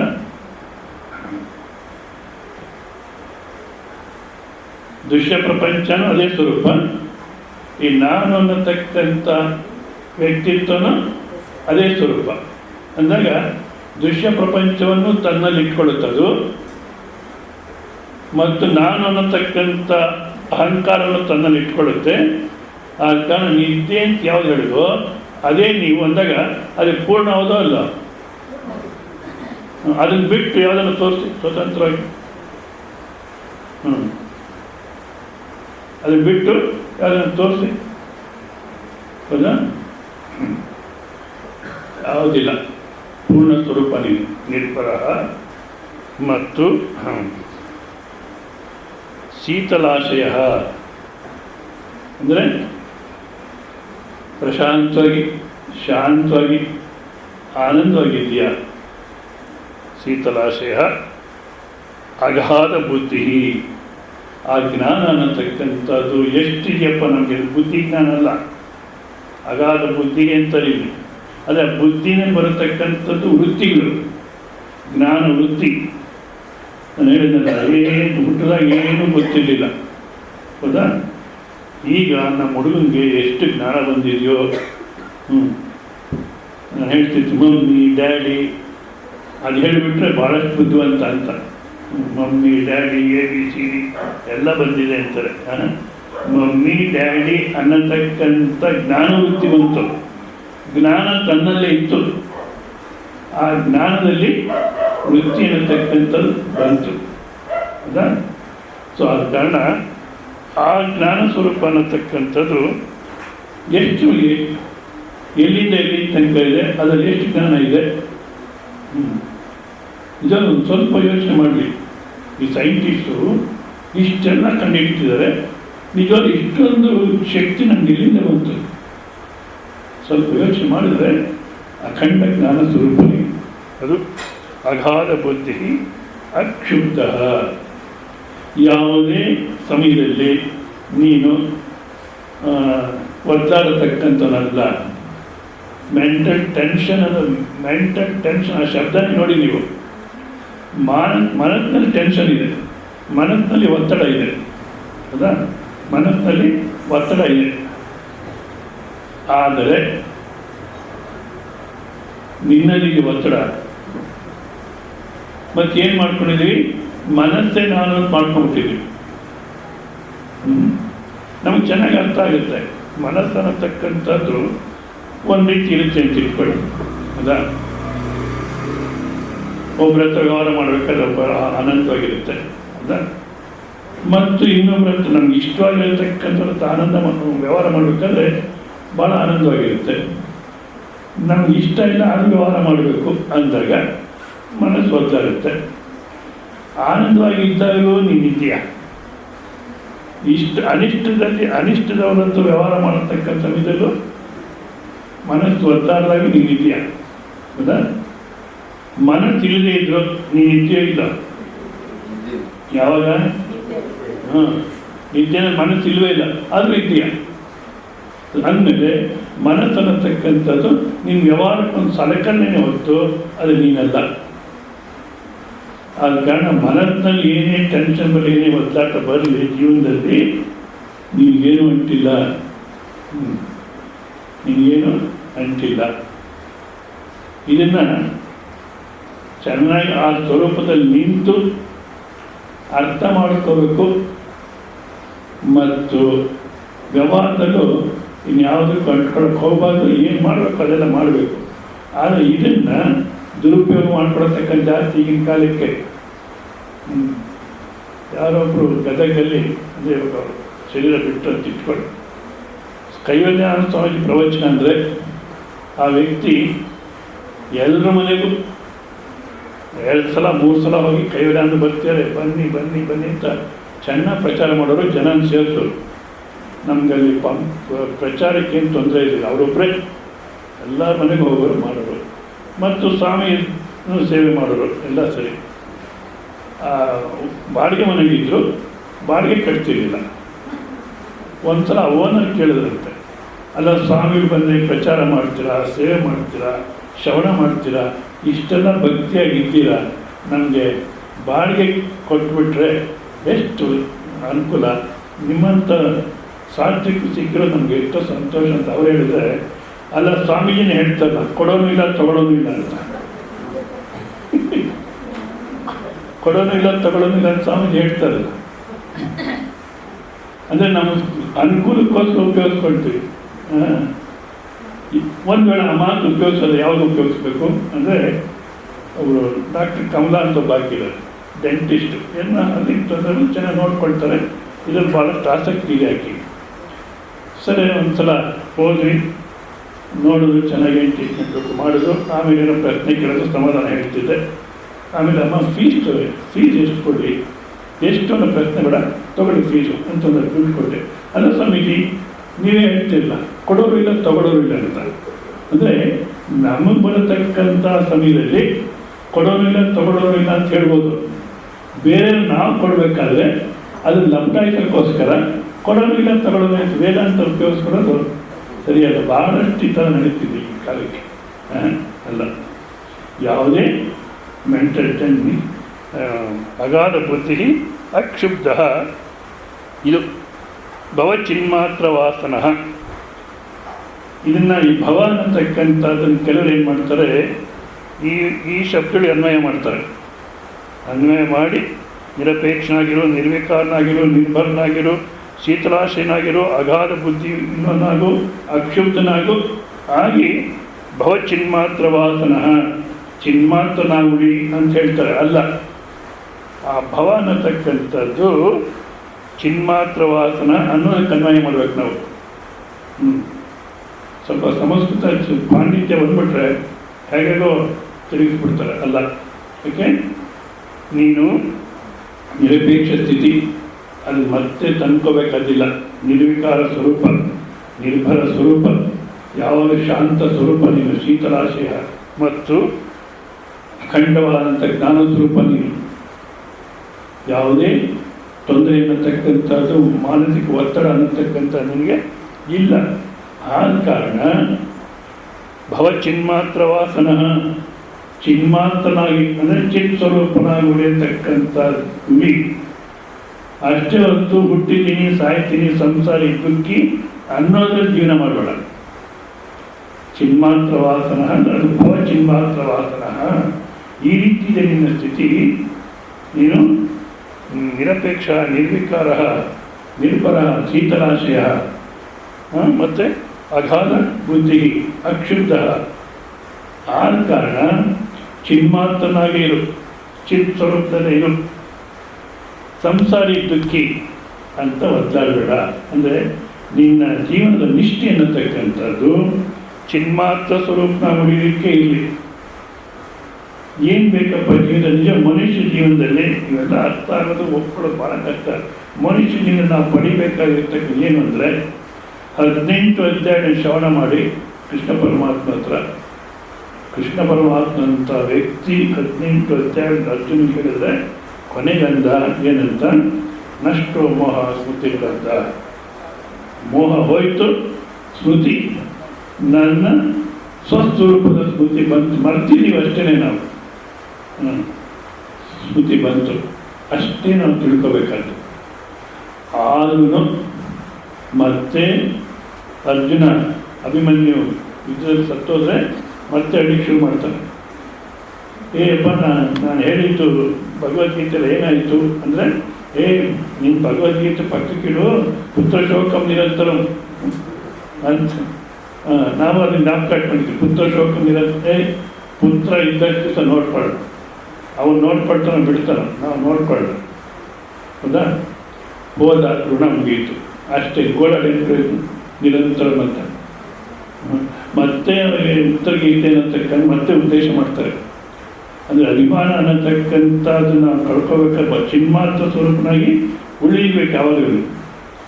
ಸೊ ಈ ರೀತಿ ಇದೆ ನಿನ್ನ ಪರಿಸ್ಥಿತಿ, ಚಿನ್ಮಾತ್ರನಾಗಿರು, ಸಂಸಾರಿಕಕ್ಕೆ ಹುಟ್ಟಿದ್ದೀನಿ ಸಾಯ್ತೀನಿ ಅಂತಕ್ಕಂಥ ಭಾವನೆನ ಬಿಡು ಅಂತ ಹೇಳ್ತಾ ಅದನ್ನೇ ಮತ್ತೆ ಅದರಲ್ಲೇ ನಿಷ್ಠೆ ಇರಬೇಕು ಹೊರತು ಮತ್ತು ಯಾವುದ್ರಲ್ಲಿ ನಿಷ್ಠೆ ಅನ್ನತಕ್ಕಂಥ ಕೊನೆಗೆ ಎಲ್ಲಿಂದ ತನಕ ಹೋಗ್ತಾರೆ ಮಹಾತ್ಮನ ತಕ್ಕ ಅರ್ಥ ಮಾಡಬೇಕಾದ್ರೆ ನನಗಿನ್ನ ಭಿನ್ನವಾಗಿ ದೇವರಿದ್ದಾರೆ ಅನ್ನೋದ್ರಲ್ಲಿ ನಿಷ್ಠೆ ಬೇಡ. ಮತ್ತು ಸ್ವರ್ಗ ಪಡಿಬೇಕು ಅನ್ನತಕ್ಕಂಥ ನಿಷ್ಠೆ ಬೇಡ. ಮತ್ತು ಕರ್ಮ ಸಿದ್ಧಾಂತ ಇದು ಮಾಡಿದ್ರೆ ಬರುತ್ತೆ ಅನ್ನತಕ್ಕಂಥದ್ದು ಅಷ್ಟೇ ಅಲ್ಲ, ಫಲಾಪೇಕ್ಷೆ ಇಲ್ದಿರ ಮಾಡಿದ್ರೆ ಜಾಸ್ತಿ ಸಿಗುತ್ತೆ. ನಿಜವಲ್ಲ, ಫಲಾಪೇಕ್ಷೆ ಇಲ್ದಿರ ಮಾಡು ಅಂತ ಹೇಳಿದಾಗ ಫಲಾಪೇಕ್ಷೆ ಇಲ್ದಿರ ಮಾಡೋದು ಜಾಸ್ತಿ ಸಿಗುತ್ತೆ ಅಂದರೆ ಅವ್ರು ಫಲಾಪೇಕ್ಷೆ ಬಿಟ್ಟಿದ್ದೀವ, ಜಾಸ್ತಿ ಫಲಕ್ಕೋಸ್ಕರ ಮಾಡ್ತಿದ್ದೀವ.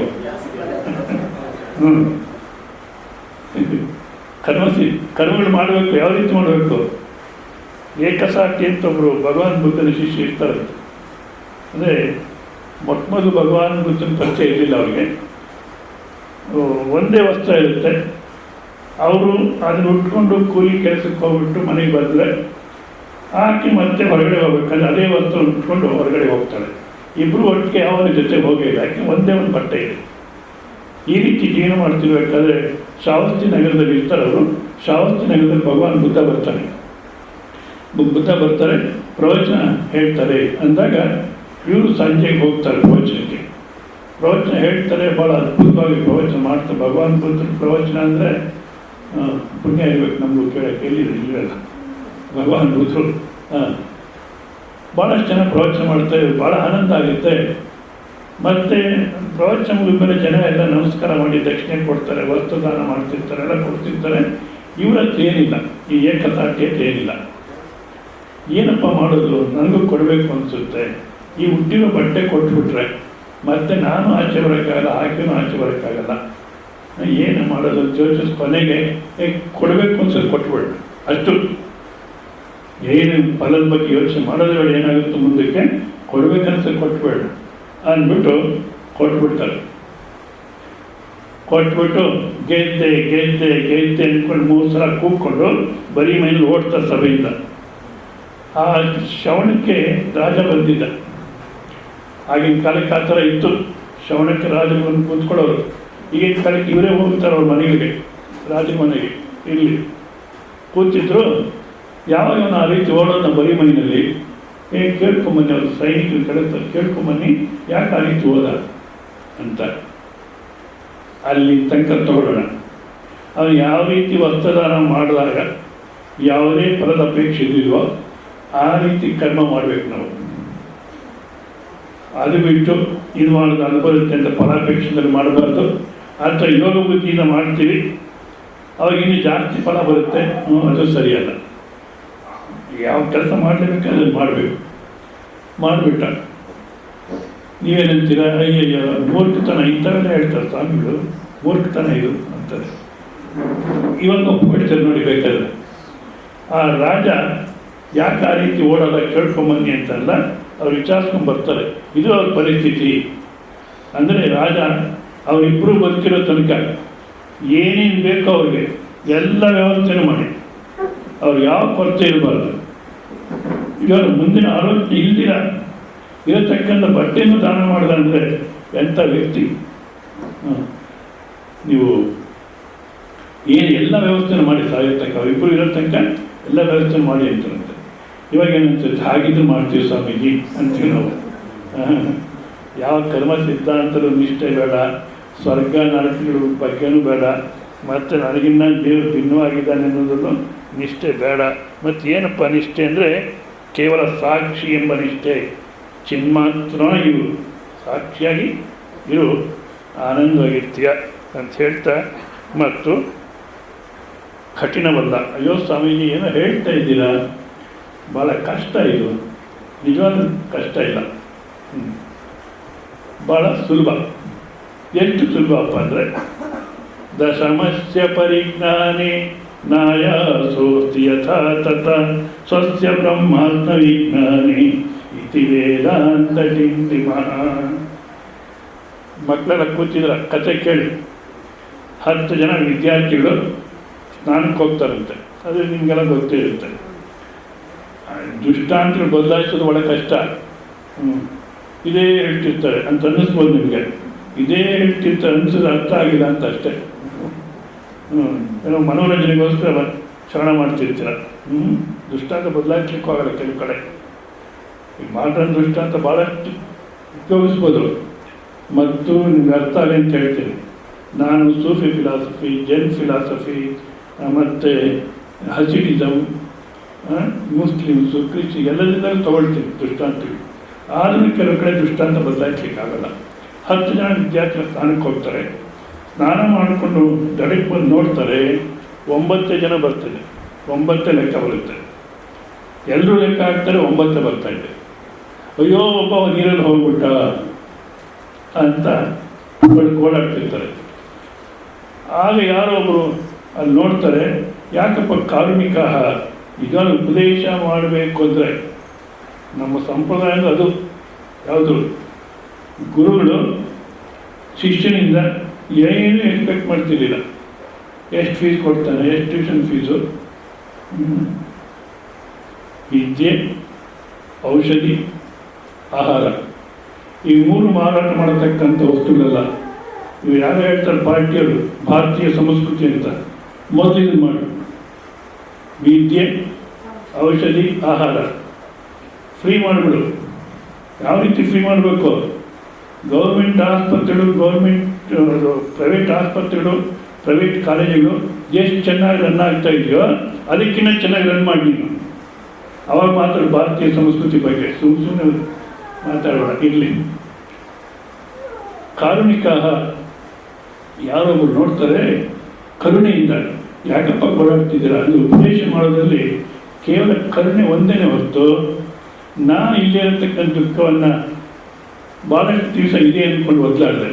ಪಾಪ ಇವರು ಅದೇ ರೀತಿ ಒದ್ದಾಡ್ತಾರೆ. ಬೇಡ, ಒದ್ದಾಡೋದು ಬೇಡ ಅನ್ನತಕ್ಕಂಥ ಕರುಣೆಯಿಂದಲೇ ಉಪದೇಶ ನಡಿಬೇಕು. ಅವ್ರು ಕೇಳೋದು ಯಾಕಪ್ಪ ಒದ್ದಾಡ್ತಾ ಇದ್ದೀರಾ ಅಂತ. ನಾವು 10 ಜನ ಸ್ಥಾನಕ್ಕೆ ಬಂದ್ವಿ, ಈಗ 9 ಜನ ಇದ್ದೀವಿ. ಅದಕ್ಕೋಸ್ಕರ ಒಬ್ಬ ನೀರಲ್ಲಿ ಹೋಗಿ ನೆಂದ್ಕೊಳ್ಳಾಡ್ತಾ ಇದ್ದೀವಿ. ಅವರಿಗೆ 10 ಜನ ಕಾಣ್ತಾರೆ. ಯಾಕೆ ಅವರಲ್ಲಿ ಒಬ್ಬರು ಆಗಲಿಲ್ಲ, ಅವರು 10 ಜನ ಕಾಣ್ತಾರೆ. ಅದೇ ರೀತಿ ಉಪದೇಶ ಮಾಡೋರಿಗೆ ನಾವೆಲ್ಲ ಅದೇ ಸ್ವರೂಪ ಅನಿಸುತ್ತೆ. ಅದಕ್ಕೆ ಕೃಷ್ಣ ಪರಮಾತ್ಮ ಮೊದಲು ಅಜಾಯತೆ ಮ್ರಿಯತೆ ವಾ ಕದಾಚಿತ್, ಅಪ್ಪ ನೀನು ಅದೇ ಸ್ವರೂಪ, ನೀನು ಹುಟ್ಟು ಸಾವು ಇಲ್ಲ ಅಂತ ಹೇಳ್ಬಿಟ್ಟ. ಎಲ್ಲಪ್ಪ ಹುಟ್ಟು ಸಾವು ಇಲ್ಲ ಅಂತ ನೀನು ನನ್ನ ಕತೆ ನಂದು ಅಂದಾಗ ಮತ್ತೆ ಕರ್ಮಯೋಗ ಸಾಧನೆ ಅದೆಲ್ಲ ಶುರು ಮಾಡಿದ. ಇದು ಉಪದೇಶ ಮಾಡೋರಿಗೆ ಆ ಸತ್ಯ ಕಾಣುತ್ತೆ. ಅದೇ ರೀತಿ 10 ಜನ ಕಾಣ್ತೀರ, 9 ಒಂದು ಓಡಾಡ್ತೀರ ಇಲ್ಲ ಲೆಕ್ಕ ಮಾಡಿ ಅಂದರು. ಲೆಕ್ಕ ಮಾಡಿ ಅಂದರೆ 1 2 3 4 5 6 7 8 9 ಅಂದ. ಮೊದಲು ನಿನ್ನಿಂದ ಲೆಕ್ಕ ಮಾಡು, 1 ಇಲ್ಲಿಂದ ಶುರು ಮಾಡು. ನಾವು ಸಾಮಾನ್ಯವಾಗಿ ಏನು ಮಾಡ್ತೀವಿ ಅಂದರೆ ಈ ಪ್ರಪಂಚ ಎಲ್ಲ ಆನಂದವಾಗಿದೆ, ನನಗೆ ಬಂದಿದೆ ಗೋಳು ಅಂತೀವಿ. ಅಂದರೆ ಪ್ರಪಂಚದಿಂದ ನನ್ನನ್ನು ನಾನು ಬೇರೆ ಮಾಡ್ಕೊಳ್ತೀನಿ. ಬೇರೆ ಮಾಡ್ಕೊಂಡು ಎಲ್ಲಿರ್ಬೇಕು ಇದನ್ನು? ಅದಕ್ಕೋಸ್ಕರ ಇಲ್ಲಿಂದ ಶುರು ಮಾಡಬೇಕು. ಈ ಪ್ರಪಂಚ ಅಂತ ಇಲ್ಲಿ ಬರಬೇಕು. ಅವಾಗ ಲೆಕ್ಕ ಹಾಕ್ತಾರೆ, ಇಲ್ಲ ನಾವೆಲ್ಲ ಲೆಕ್ಕ ಮಾಡು 9 ಅಂದರೆ ಓಂದ 9 ನೀನೇ 10ನೇವನು. ಹಬ್ಬ ಸಿಕ್ಕದ ನೀನೇ 10ನೇವನು ಅಂತ ಹೇಳಿದಾಗ ಅರ್ಥ ಮಾಡ್ಕೊಳ್ಳೋಕ್ಕೆ ಏನು ಕಷ್ಟ ಆಯಿತು? ಅದೇ ರೀತಿ ನೀನೇ ಆನಂದ ಸ್ವರೂಪ, ಬ್ರಹ್ಮಸ್ವರೂಪ ಅಂತ ಹೇಳ್ಕೊಂಡ್ರೆ ಅಷ್ಟೇ ಸುಲಭ. ಮತ್ತು ಯಾಕಪ್ಪ ಕಷ್ಟವಾಗಿದೆ ಅಂದರೆ ಅವ್ರು ಯಾವ ರೀತಿ 10ನೇವನಾಗಿದ್ರು 9 ಜನರಲ್ಲೇ ಮನಸ್ಸಿತ್ತು, ಅದೇ ರೀತಿ ನಾವು ಬ್ರಹ್ಮಸ್ವರೂಪ ಆನಂದ ಸ್ವರೂಪ ಆಗಿದ್ರು ನಮಗೂ 9ರಲ್ಲೇ ಮನಸ್ಸಿದೆ. ಯಾರಪ್ಪ 9? ಶಬ್ದ, ಸ್ಪರ್ಶ, ರೂಪ, ರಸ, ಗಂಧ ಅನ್ನತಕ್ಕಂಥ ವಿಷಯಗಳು. ಹೌದಾ? ಅಲ್ಲಿಂದ ಒಳಗೆ ಬರೋದೇ ಕಷ್ಟ. ಅದು ಈಗಿನ ಕಾಲಕ್ಕೆ ಜನ ಹೊಸದಾಗಿ ಬರ್ತಿರುತ್ತೆ. 4 ಜನ ಕೈಲಿ ಅದು ನೋಡಿಬಿಟ್ರೆ, ಇವಾಗ ಅದನ್ನು ವಾಟ್ಸಪ್ ಅಂತೇಳಿ ಬಂದಿದೆ. ನನಗೂ ಹೇಳ್ತಿತ್ತು ಸ್ವಾಮೀಜಿ ತೊಗೊಳ್ಳಿ ಅಂತ. ಇವತ್ತು ವಾಟ್ಸಪ್ ಬರುತ್ತೆ, ನಾಳೆ ಇನ್ನೇನು ಬರುತ್ತೋ. 4 ಜನ ಕೈ ನೋಡಿದ್ರೆ ನಮ್ಗೆ ಅದು ಬೇಕು ಅನಿಸುತ್ತೆ. ಅದು ಜಾಸ್ತಿ ಕಾಸ್ಟ್ಲಿ. ಸಾಲ ಮಾಡೋದು ಯಾವ ಶಾಸ್ತ್ರನೂ ಒಪ್ಪಲ್ಲ ಪ್ರಪಂಚದಲ್ಲಿ. Jain philosophy, Sufi philosophy, Hasidism, Muslims, Christians, Hindu ಸಂಪ್ರದಾಯ ಸಾಲ ಮಾಡೋದು, ಜೀವನ ಮಾಡೋದು ಒಪ್ಪಲ್ಲ. ಇರೋದಲ್ಲೇ ಜೀವನ ಮಾಡೋದು. ಆಸೆ ಬೆಳೆಸ್ಕೊಳ್ತಾ ಹೋಗ್ತೀವಿ. ಹೌದಾ? ಆದ ಕಾರಣ ಕಠಿಣವಲ್ಲ. ನಮ್ಗೆ 9ರಲ್ಲೇ ಮನಸ್ಸಿದೆ. ಶಬ್ದ, ಸ್ಪರ್ಶ, ರೂಪ, ರಸ, ಗಂಧ ಇದರಲ್ಲೇ ಮನಸ್ಸಿದೆ. ಆದ ಕಾರಣ ಕಷ್ಟವಾಗಿದೆ. ಒಂದು ವೇಳೆ ಅದನ್ನು ಬಿಡ್ತೀವಿ ಸ್ವಲ್ಪ ಅಂತ ಇಟ್ಕೊಳ್ಳಿ. ಆಮೇಲೆ ಮನಸ್ಸು, ಬುದ್ಧಿ, ಚಿತ್ತ, ಅಹಂಕಾರ. ಇವನ್ ವೇದ ಅಂತ ನಾವು ಸ್ವಲ್ಪ ಶ್ರವಣ ಮಾಡಿಬಿಟ್ವಿ ಅಂದರೆ ಮತ್ತೆ ನನ್ನನ್ನು ನಾನು ತೋರಿಸ್ಕೋಬೇಕು ಅನ್ಸುವಾಗಿದೆ. ಸ್ಲಿಪ್ ಕಳಿಸ್ತಿರ್ತಾರೆ, ಸಭೆಗಳಲ್ಲಿ ಸ್ಲಿಪ್ ಕಳಿಸ್ತಾರೆ, ನಾನು ಮಾತಾಡ್ತೀನಿ ಅವಕಾಶ ಕೊಡಿ ಅಂತ. ಅದರಲ್ಲಿ ಒಬ್ಬರು ಪೂರ್ಣ ಶಂಕರಾನಂದ ಅಂತ ಒಬ್ಬಿದ್ದಾರೆ, ಪೆನಮಲೂರು, ವಿಜಯವಾಡ ಹತ್ರ ಪೆನಮಲೂರು ಅಂತ, ಶಂಕರಾನಂದ ಅಂತ. ಯಾರು ಈ ಕರ್ನಾಟಕ ಸ್ವಾಮಿಗಳೊಬ್ಬರು ಸ್ಲಿಪ್ ಕೊಟ್ಟರು, ನನಗೆ ಅವಕಾಶ ಕೊಡಿ ಅಂತ. ಅವರು ಒಂದು 10 ಗಂಟೆ ಮಾತಾಡಿದ್ರು. ನಿನಗೆ ಅರ್ಥವಾಗಿದ್ದರೆ ಕೂತ್ಕೊಂಡು ಶ್ರವಣ ಮಾಡೋಕ್ಕಾಗಲ್ವಾ? ನೀನೇ ಯಾಕೆ ಮಾತಾಡಬೇಕು? ನಾನು ನೀನು ಬಿಟ್ಟಿಲ್ಲ ನೀನು ಅಂತ ಶುರು ಮಾಡಿದವರು. ಯಾಕೆಂದರೆ ಶಬ್ದ, ಸ್ಪರ್ಶ, ರೂಪ, ರಸ, ಗಂಧ ಇದರಲ್ಲಿ ನಾವು ಮನಸ್ಸಿಟ್ಕೊಂಡಿದ್ದೀವಿ. ಅಂದರೆ ಇದರಲ್ಲಿ ಜಾಸ್ತಿ ಮನಸ್ಸಾಗುತ್ತೆ. ಇವಾಗ ಇದನ್ನು ಪ್ರದರ್ಶನ ಮಾಡಬೇಕು ಅಂತ ನೋಡ್ತೀವಿ. ಮನಸ್ಸು, ಬುದ್ಧಿ, ಚಿತ್ತ, ಅಹಂಕಾರ ಇದನ್ನು ಬಿಡಬೇಕು. ಈ 9 ಬಿಟ್ಟು 5 ಶಬ್ದ, ಸ್ಪರ್ಶ, ರೂಪ, ರಸ, ಗಂಧ ಅನ್ನೋದು 5, ಮನಸ್ಸು, ಬುದ್ಧಿ, ಚಿತ್ತ, ಅಹಂಕಾರ ಅಂತ 4. ಈ 9 ಬಿಟ್ಟರೆ ಉಳಿದಿರೋದು ತತ್ವಮಸಿ. ನೀನೇ ಅದು, ನೀನೇ ಆನಂದ, ನೀನೇ ಬ್ರಹ್ಮ. ಆಯ್ತು ಸ್ವಾಮೀಜಿ, ಅರ್ಥವಾಯಿತು. ಇವಾಗ ಬ್ರಹ್ಮಕ್ಕೆ ಏನು, ಆನಂದಕ್ಕೆ ಏನು ಮಾಡಬೇಕು? ಆನಂದಕ್ಕೆ ಏನು ಮಾಡಬೇಕು ಅನ್ನತಕ್ಕ ಬರುತ್ತೆ. ಕೇವಲ ಎಚ್ಚರಗೊಂಡು ನೋಡಬೇಕು ಅಷ್ಟೇ. ಕೇವಲ ಎಚ್ಚರಗೊಂಡು ಒಳಗಡೆ ನೋಡ್ಕೋಬೇಕು. ಸ್ವಲ್ಪ ಇನಿಕ್ ನೋಡಿಕೊಂಡ್ರೆ ಸಾಕು. ಆನಂದ ನೋಡಬೇಕು. ಯಾವುದು ಮತ್ತೊಬ್ಬರಿಂದ ಪಡೆದದ್ದಲ್ಲವೋ, ಮತ್ತೊಬ್ಬರಿಂದ ಪಡೆಯಲಿಕ್ಕೆ ಸಾಧ್ಯವಿಲ್ವೋ, ಯಾವುದು ಮತ್ತೊಬ್ಬರಿಂದ ಪಡೆದಿದ್ದಲ್ವೋ, ಯಾವುದನ್ನು ಮತ್ತೊಬ್ಬರಿಂದ ಪಡೆಯಲಿಕ್ಕೆ ಸಾಧ್ಯವಿಲ್ವೋ ಅದೇ ನೀನು, ಅದೇ ನಿಂದು. ಬೇರೆ ಇನ್ಯಾವುದು ನಿಂದಲ್ಲ, ಬೇರೆ ಯಾವುದು ನಿನ್ನಲ್ಲ. ಓಡುವುದು ಪ್ರಾಚೀನ. ಆದರೆ ನಮಗೇನಾಗಿದೆಯಪ್ಪ, ಓಡೋದು ಪ್ರಾಚೀನ ಅಭ್ಯಾಸ. ಜನ್ಮಗಳಿಂದ ಹೊರಗಡೆ ಓಡೋದು ಚೆನ್ನಾಗಿ ಅಭ್ಯಾಸ ಆಗುತ್ತಿದೆ. ಈಗಿನ ಕಾಲದಲ್ಲಿ ಇನ್ನೂ ಜಾಸ್ತಿ. ಒಬ್ಬರು ನೋಡೋಬ್ರು ಓಡ್ತಿರ್ತಾರೆ. ಪ್ರಾಚೀನ ಅಭ್ಯಾಸ. ಓಡತಕ್ಕಂಥದನ್ನು ಬಿಡಬೇಕು. ಓಡುವುದರಿಂದ ಸಿಗಲ್ಲ. ಮತ್ತೇನು ಮಾಡಬೇಕು? ನಿಲ್ಲಬೇಕು. ಭಾಗಮತ್ ಜಾಗೋ, ಓಡ್ಬೇಡ, ಎಚ್ಚೆತ್ಕೋ. ಏನು ಎಚ್ಚೆತ್ಕೋ ಹೇಳಿ? ನಿದ್ದೆ ಅಷ್ಟು ಆನಂದವಾಗಿದ್ದೆ, ನಾನು ಆನಂದಕ್ಕೆ ಏನಿತ್ತು? ಮತ್ತು ಯಾಕೆ ಓಡ್ತಿದ್ದೀನಿ? ಆನಂದಕ್ಕೋಸ್ಕರ. ಆ ನಿದ್ದೆನಲ್ಲಿ ಯಾವ ರೀತಿ ಇದ್ದೀನೋ ಆ ರೀತಿ ಇವಾಗ ಇರೋದು ಅಭ್ಯಾಸ ಮಾಡಿಬಿಟ್ರೆ, ಅಥವಾ ನಿದ್ದೆನಲ್ಲಿ ಯಾವ ರೀತಿ ಇದ್ದೇನೆ, ಗುರು ಹೇಳೋ ಥರ ನಿದ್ದೆನಲ್ಲಿ ಯಾವ ರೀತಿ ಇದೆಯೋ ಅದೇ ರೀತಿ ಈಗಲೂ ಇದೆಯಾ ಅಂತಾರೆ. ಅದನ್ನು ತಿಳ್ಕೊಂಬಿಟ್ರೆ ಆನಂದವೇ ಅಂತ. ಆ ವಿಶ್ರಾಂತಿಯಿಂದ ನಿನ್ನನ್ನು ನೀನು ನೋಡ್ಕೊಳತಕ್ಕಂಥದ್ದೇನೆ ಹೊರತು ಮತ್ತೆ ನೀನು ಮಾಡತಕ್ಕಂಥ ಅವಶ್ಯಕತೆ ಇಲ್ಲ. ವಿಶ್ರಾಂತಿಯಲ್ಲಿ ಪರಮಾತ್ಮ ಪ್ರಾಪ್ತಿ. ವಿಶ್ರಾಂತಿಯಲ್ಲಿ ಪರಮಾತ್ಮ ಪ್ರಾಪ್ತಿ. ಸುಮ್ಮನಿರು ಸಾಕು. ಸುಮ್ಮನಿರು ಅಂದರೆ ಏನಪ್ಪ? ಸುಮ್ಮನಿರು ಅಂದರೆ ಏನು ಅಂದರೆ ಇಲ್ಲೊಬ್ಬ ಮಹಾತ್ಮ ಹೇಳ್ತಾರೆ, ಭಾಳಷ್ಟು ಸ್ಪಷ್ಟ ಮಾಡ್ತಾರೆ. बैठने का भी मतलब यह नहीं है कि बैठो ही. ಸುಮ್ಮನಿರು, ವಿಶ್ರಾಂತಿಯಾಗಿರು ಅಂದರೆ ಸುಮ್ಮನೆ ಸೋಮಾನೆ ಕೂತಿರೋದಲ್ಲ, ತಿನ್ಬಿಟ್ಟು ಅಲ್ಲ. ಮತ್ತೇನು खड़े भी रख सकते हो, ನಿಂತ್ಕೊಂಡಾದ್ರೂ ಇರ್ಬೋದು, ಕೂತ್ಕೊಂಡಾದ್ರೂ ಇರ್ಬೋದು, लेट भी सकते हो, ಮಲಗ್ಕೊಂಡಾದ್ರೂ ಇರ್ಬೋದು. बैठने से मतलब इतना ही नहीं, इतना ही ಅಂದರೆ ಸುಮ್ಮನೆ ಕೂತಿರ್ತಕ್ಕಂಥ ಸುಮ್ಮನಿರು ವಿಶ್ರಾಂತಿಯಾಗಿರು ಅನ್ನೋದು ಅರ್ಥ ಏನಪ್ಪ ಅಂದರೆ ಕುಚ್ ನಾ ಕರೋ, ಏನು ಶಾರೀರಿಕ ಏನು ಮಾಡೋಕ್ಕೆ ಹೋಗ್ಬೇಡ. ತೊಡಿದೆ 24 ಗಂಟೆ ಮೇ ಅಕರ್ತ ಹೋ ಜಾओ, 24 ಗಂಟೆಯಲ್ಲಿ ಏನು ಮಾಡಿದ್ರೆ ಅಕರ್ತನಾಗಿರು. ನಾನು ಕರ್ತು ಅನ್ನತಕ್ಕಂಥ ಭಾವನೆ ಇದ್ದೀರ ಇರು. ಅಕರ್ಮಣಿ ಹೋ ಜಾओ, ಯಾವ ಕರ್ಮ ಮಾಡಲಿಕ್ಕೆ ಹೋಗಬೇಡ. ಹೌದಾ? ಖಾಲಿ ರಹ್ ಜಾओ, ಖಾಲಿಯಾಗಿರು. ಖಾಲಿಯಾಗಿರೋದಕ್ಕೆ ಕೇವಲ ಶರೀರ ಮಾತ್ರ ಕೂರಿಸೋದಲ್ಲ, ಒಳಗಡೆ ಒಳಗಡೆನೂ ಖಾಲಿಯಾಗಿಬಿಡು. ಸುಮ್ಮನಿರು ಮನವೇ ಬ್ರಹ್ಮವಾಗುವೆ, ಎಷ್ಟು ಸುಲಭನು. ಆದರೆ ಸುಮ್ಮನೆ ಕೂಡ್ಬೋದು, ಅದೇ ಒಳಗಡೆ ಸುಮ್ಮನೆ ಕೂಡೋದೇ ಕಷ್ಟ. ಸುಮ್ಮನೆ ಕೂತು ಒಳಗಡೆ ತುಂಬಿರೋ ತಲೆಯೊಳಗೆ 106 ಹಕ್ಕಿಗಳು, ಗಿಳಿ, ಗೂಗೆ, ಕಾಗೆ, ಕೋಗಿಲೆ, ನವಿಲು, ಅಯ್ಯೋ ಇವು ಒಂದೊಂದಲ್ಲ. ಅದನ್ನೇ ನೋಡ್ತಾ ಕೂತೀವಿ. ಬರ್ತಾ ಬರ್ತಾ ವೃತ್ತಿ ಪ್ರವಾಹ ಕಮ್ಮಿ ಆಗಿಬಿಡುತ್ತೆ. ಹೌದಾ? ಮತ್ತೆ ವೃತ್ತಿರಹಿತನಾಗಿರ್ತೀಯ. ಅದನ್ನು ತಗೊಂಡು ಮತ್ತೀಗ ಅದೇ ಸ್ವರೂಪ ಅನ್ನತಕ್ಕ ವಿವೇಕ ಮಾಡೋದು ಮತ್ತು ಸಮಾಧಿ ಮಾಡತಕ್ಕಂಥ ನಿತ್ಯ ಅನುಭವವನ್ನು ತಗೊಂಡೇ ವಿವೇಕ ಮಾಡಬೇಕು. ಆಗಲಿಲ್ಲ ಅಂದರೆ ಕನಿಷ್ಠ ಪಕ್ಷ ಇದನ್ನಾದರೂ ಮಾಡು. ಅಂದರೆ ಖಾಲಿ ರಹ್ ಜಾವೋ, ಹೋನೆದೋ ಜೋ ಹೋ ರಹಾ ಹೈ. ಏನು ನಡೀತಿದೆ ನಡೀಲಿ, ಏನು ನಡೆಯುತ್ತೋ ನಡೀಲಿ.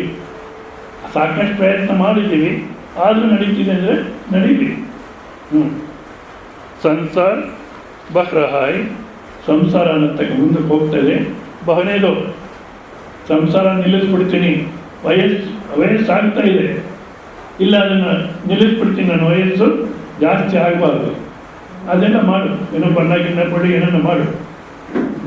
ಏನೇ ಬಣ್ಣ ಬಿಡೋದು. ಈ ಬ್ಯೂಟಿ ಪಾರ್ಲರ್ನಲ್ಲಿ ಹೇಳ್ತಾರಂತೆ, ಬ್ರಹ್ಮ ನಿಮ್ಮನ್ನು ಸರಿಯಾಗಿ ಸೃಷ್ಟಿ ಮಾಡಿಲ್ಲ, ನಾವು ಸರಿಯಾಗಿ ಮಾಡ್ತೀವಿ ಬನ್ನಿ ಅಂತ. ಇರ್ಬೋದೇನೋ, ಹೌದಾ? ಏನೇ ಮಾಡಿದ್ರು ವಯಸ್ಸು ಜಾಸ್ತಿ ಆಗುತ್ತೋ ಅಂತ ತಡೆಯೋಕ್ಕಾಗುತ್ತೋ? ಇಲ್ಲ, ಹೌದಾ? ಬಹನೇದು ಚಲ್ ರಹಾ ಹೈ, ಚಲ್ನೇದು, ಪ್ರಪಂಚ ನಡೆಯುತ್ತೆ, ನಡ್ಕೊಂಡು ಹೋಗಲಿ. ಇಲ್ಲ ಸ್ವಾಮಿ ನೀವು ತಪ್ಪು ಮಾಡ್ತೀರಿ ನಮ್ಮವರು ಅನ್ನೋರು ಬುದ್ಧಿ ಹೇಳೋಣ. ಕೇಳಲಿಲ್ಲ ಮತ್ತೆ ಏನು ಮಾಡಬೇಕು? ಕೇಳಿದ್ರೆ ಸುಮ್ಮನಿರ್ತೀನಿ, ನಾನು ಹಲ್ಲು ದೂರಿಸ್ಬಿಡ್ತೀನಿ, ನೀನು ಹಲ್ಲು ದೂರಿಸ್ತೀನಿ, ಅವ್ರು ಪ್ರಾಣನೇ ತೆಗಿತೀನಿ ಅಂತಾರೆ. ಹೇಳೋಣ, ಏನು ನಡೆಯುತ್ತೋ ನಡೀಲಿ. ಮತ್ತು ಆವಾಜ್ ಆತಿ ಹೈ ಆನೆದು. ಈಗ ಏನೋ ಬಟ್ಟೆ ಹೋಗಿತ್ತಿದ್ರು, ಒಂದು ಸಲ ಹೇಳಿ ನೋಡೋಣ, ನಾನು ಹೇಳಿದ ನಲ್ಲಿ ಹೇಳಿ ಅಂತ ಒಂದು ಸಲ ಹೇಳೋಣ. ಇಲ್ಲ ಒಗಿತಲೇ ಇದ್ರು, ಸರಿ ಹೋಗ್ಕೋ. ಏನೋ ನಿಲ್ಸಿದ್ರು, ಪುಣ್ಯ, ಅವ್ರಿಗೂ ಪುಣ್ಯ, ನನಗೂ ಪುಣ್ಯ. ಅಲ್ಲ, ಕೇಳಿಲ್ಲ ಮತ್ತೆ ಅವ್ರನ್ನ ಇದಕ್ಕೆ ಹೋದರೆ ಪ್ರಯೋಜನ. ಏನು ನಡೆಯುತ್ತೆ ನಡೀಲಿ. ಆವಾಜ್ ಆತಿ ಆನೆದು. ರೇಲ್ ನಿಕ್ಲೆ, ಮಾತಾಡ್ತಾ ಇದ್ದೀವಿ, ರೈಲ್ ಗಾಡಿ ಹೋಯಿತು, ನಾವು ತಡೆಯೋಕ್ಕಾಗುತ್ತೋ? ಯಪ್ಪ ಬಟ್ಟೆ ಹೋಗಿಯವ್ರಿಗೆ ಹೇಳ್ಬೋದು. ರೈಲು ಪಕ್ಕದ ರೈಲ್ವೆ ಇದ್ದರೆ ಏನು ಮಾಡೋಕ್ಕಾಗಲ್ಲ. ಹವಾಯಿ ಜಹಾಜ್ ಚಲೆ, ಶೋರ್ಗುಲ್ ಹೋನಿದು. ಏನು ನಡೆಯುತ್ತೋ ನಡೀಲಿ. ತುಮ್ ಬೈಟೆ ರಹೋ, ಏಕಾಗ್ರತಾ ನಹಿ, ತುಮ್ ಸಿರ್ಫ್ ಬೈಟೆ. ಏಕಾಗ್ರತೆನ ಅಭ್ಯಾಸ ಮಾಡಿಕೊಂಡಲ್ಲ, ಸುಮ್ಮನೆ ಕೂತಿರು. ಯಾವುದಕ್ಕೂ ಮನಸ್ಸಲ್ಲಿ ಪ್ರತಿಕ್ರಿಯೆ ಅನ್ನತಕ್ಕ ಬರ್ದಿರಕ್ಕೆ ಕೂತಿರು. ಬೈಟೆ ರಹೋ. ಸಮಾಧಿ ಧೀರೆ ಧೀರೆ ತುಮಾರೆ ಭೀತರ್ ಸದನ ಹೋ ಲಗೇಗಿ. ಆ ಸಮಾಧಿಯ ಸ್ವರೂಪ ಅನ್ನತಕ್ಕಂಥದ್ದು ನಿನ್ನಲ್ಲಿ ನಿನ್ನ ಅನುಭವ ಸ್ಪಷ್ಟವಾಗಿ ತಾನೇ ಬಂದ್ಬಿಡುತ್ತೆ. ಆದ ಕಾರಣ ವಿಶ್ರಾಂತನಾಗಿ ಇರಲಿಕ್ಕೆ ಅಭ್ಯಾಸ ಮಾಡು. ನಿಷ್ಠೆ ಅಂದರೆ ಆ ಸಮಾಧಿ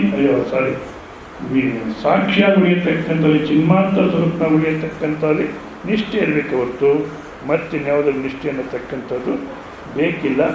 ಮತ್ತು ಮುಂದಿನ ಶ್ಲೋಕ ನೋಡೋಣ. ಟೈಮೇ ಆಗೋಗುತ್ತೆ. ಅದೊಂದು ನೋಡಿ ಅಂದರೆ ಶ್ಲೋಕವನ್ನು ಉಚ್ಚಾರಣೆ ಮಾಡಿ ನಿಲ್ಲಿಸೋಣ.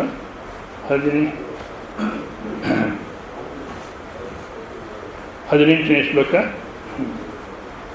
ಅಷ್ಟಾವಕ್ರ ಉವಾಚ ಸಾಕಾರಮನೃತಂ ವಿದ್ಧಿ ನಿರಾಕಾರಂ ತು ನಿಶ್ಚಲಂ ಏತತ್ತತ್ವೋಪದೇಶೇನ ನ ಪುನರ್ಭವ ಸಂಭವಃ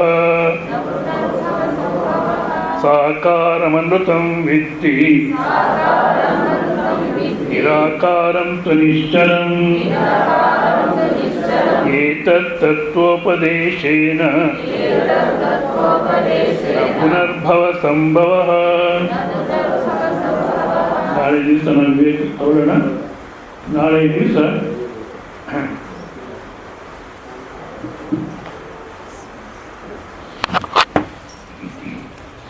ಈಗಾಗಲೇ